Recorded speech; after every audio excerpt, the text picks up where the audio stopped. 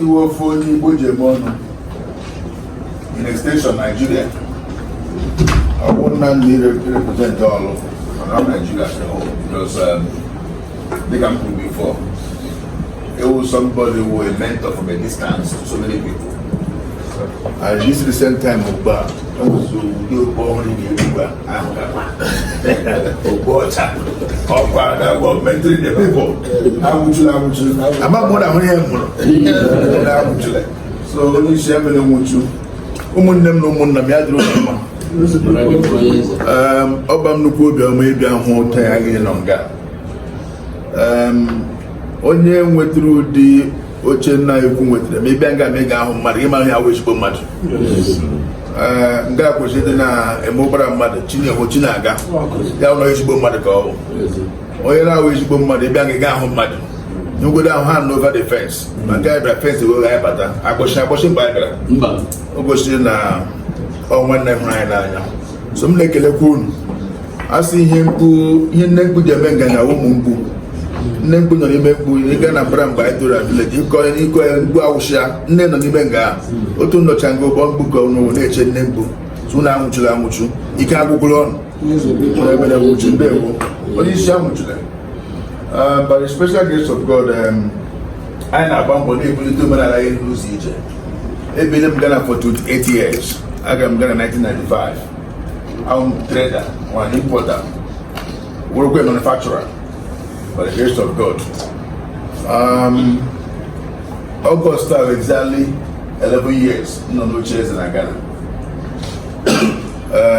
Okwani ike mo ike Chineke maka onye so ike Chineke agba shop ya lakpo ọ ga-apụtakwa ọzọ anyị kele Chineke agwana m nwa afọ Amigbo amụnye mudoro ha Amigbo na one local government Imo State. Abekwano ebe ahụ bi n'ụzọ ije anyị nwere different zones. Orlu zone dịkwa very strong. Ebe a nọkwa na Ghana ofu onye anyị ji emekwa ọnụ wote nna ukwu nọ because onye na-eji nke eme ọnụ ụmụnne anapụ ihe o nwere.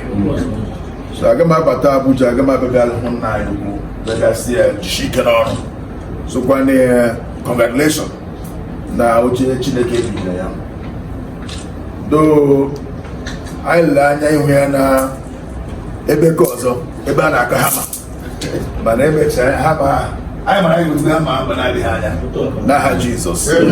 So maasị ka mbebe kelee nna anyị ukwu mgbe m batakwara m ahụ na ụmụnne m na ụmụnna m nọ ebe a Chukwu emekwa ọgụ onye isi ka ya pụta ebe a ka eme ọjị aga m ekele kwesịrị okwu ebe ha n'ime m ekele eme ụlọ masị Chineke gosi ụlọ ike na-ebere Chineke kwere.